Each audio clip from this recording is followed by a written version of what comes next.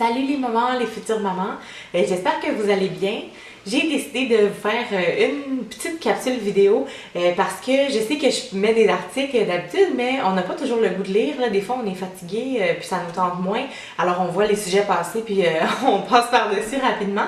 Mais là, je me suis dit, vous aurez juste à mettre play puis ça va débuter. Puis en quelques minutes, je vais vous avoir transmis le contenu dont je voulais vous parler aujourd'hui. Donc, aujourd'hui, je voulais vous parler des... il y en a beaucoup d'aliments à faire attention quand on est enceinte ou de produits, si je peux dire. C'est sûr, c'est assez exhaustif, mais je voulais vous parler de 7 produits ou aliments qu'on retrouve plus fréquemment dans notre quotidien, puis qui sont à éviter ou du moins à faire attention dans notre consommation quand on est enceinte.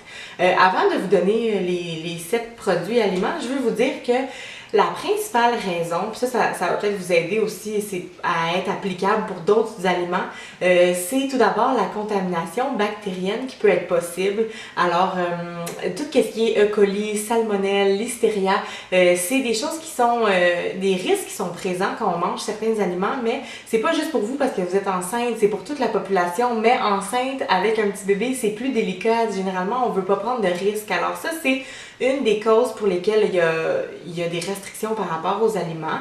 Une autre chose, c'est parce que soit qu'il y a des produits qui sont plutôt toxiques dans certains aliments ou encore une fois des produits qui sont chimiques. Donc ça, vous pouvez faire le lien avec d'autres choses, comme je vous disais, avec la façon dont on lave les fruits et légumes qui est super importante enceinte, la façon de laver notre vaisselle, nos couteaux quand on travaille avec la viande, aussi les produits avec lesquels on nettoie, tu sais, dépendamment c'est quoi votre emploi, tout ça. Donc vous pourrez faire le lien que ça, c'est les 3 éléments qu'il faut surveiller dans les produits qu'on utilise, autant que ce soit pour manger ou autre chose.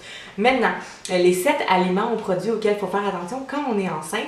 On va commencer par la viande, soit qui est crue ou qui est pas bien cuite. Donc quand je dis pas bien cuite, je pense aux steaks qui sont, quand on dit cuisson moyenne ou saignant, là c'est pas bien cuit. Un filet de porc qu'on va laisser juste 20 minutes au four pour avoir la viande tendre. Tu sais, le centre il est encore rosé, c'est pas bien cuit. Les tartares qui sont vraiment à la mode, surtout l'été, les tartares de bœuf, donc enceinte à éviter, mais ça vaut la peine, c'est juste 9 mois. Ça, c'est pour ce qui est des viandes à cause du risque de contamination bactérienne. La même chose pour les poissons crus. Alors, quand on parle de poissons crus, on parle de sushi, de sashimi aussi, des tartares de saumon, des tartares de poissons qui sont faits avec des poissons crus.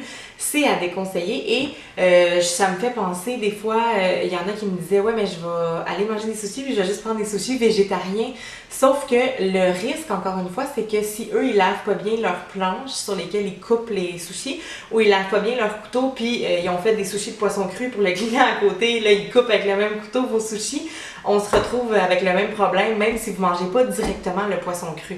Alors, c'est pourquoi c'est à éviter. Ce que vous pourriez faire, c'est vous faire les sushis à la maison. Moi, c'est ça que je faisais parce que j'aime vraiment beaucoup ça puis je trouvais ça assez long, 9 mois sans sushis. Donc, on les faisait puis c'est sérieux, ça a l'air compliqué, mais c'est pas si compliqué que ça. Alors, ça peut être une alternative si vous m'écoutez puis vous vous dites « Oh non, je pourrais pas manger de sushi ». En parlant de poissons, il y a aussi les poissons à haute teneur en mercure.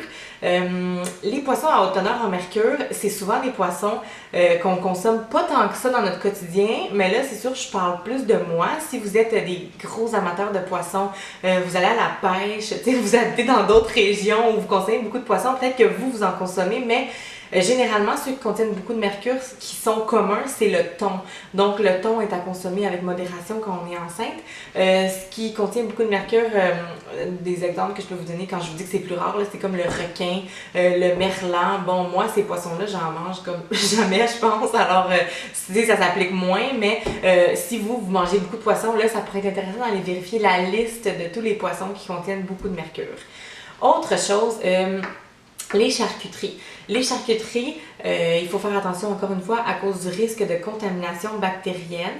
Ce que vous pourriez faire, c'est les faire cuire avant de les manger. Donc ça peut être soit dans la poêle, soit dans le four, peu importe là, de la façon que vous voulez le manger, mais il faudrait pas les consommer à leur état pur, là, donc quand on les achète à l'épicerie, encore une fois dû au risque de contamination.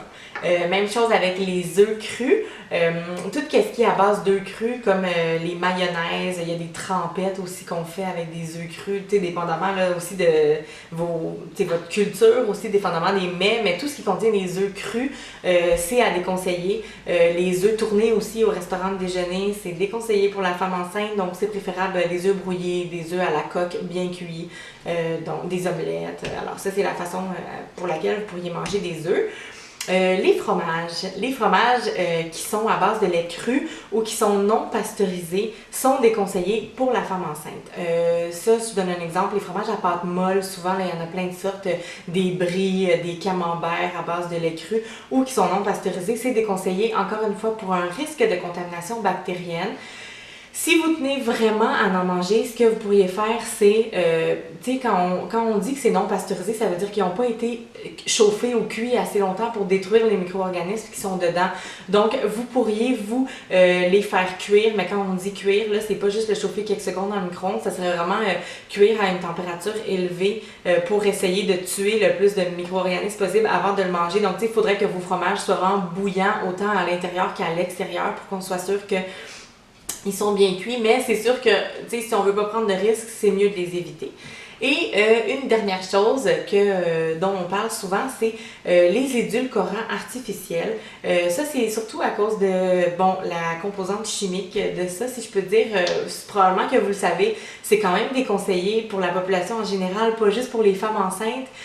Sauf que si vous tenez à remplacer votre sucre raffiné par autre chose, de préférence, ça serait des sucres qui sont naturels, comme le sucre de coco, le sirop d'agave, le miel, le sirop d'érable, c'est tous des sucres qui sont plus sécuritaires pour la femme enceinte. Ça reste des sucres, là, ok? Donc ça augmente quand même votre glycémie, c'est pas à consommer à volonté, mais c'est les alternatives que je vous donne si vous voulez remplacer votre sucre.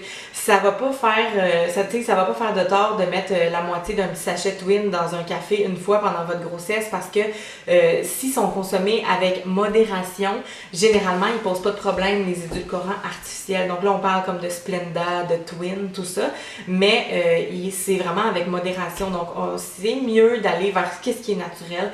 Alors agave, miel, sirop d'érable, sucre de coco si vous voulez remplacer votre sucre. Et ça fait le tour des principales choses dont je voulais vous parler, donc ces 7 éléments-là. Comme je vous dis, il y en a d'autres. Si vous avez des questions par rapport à une diète spécifique que vous suivez, une intolérance à quoi que ce soit, que vous remplacez par des produits, puis là, vous n'êtes pas sûr, ben c'est toujours mieux de consulter ou de voir avec le professionnel qui vous suit si vous pouvez continuer à consommer ça, ou bien m'écrire dans les commentaires aussi si vous avez davantage de questions ou des suggestions aussi par rapport à comment on peut remplacer certains de ces produits-là pour celles que ça intéresse. Alors sur ce, je vous invite à partager la vidéo à qui vous voulez, vos amis, votre famille, et je vous dis à la prochaine!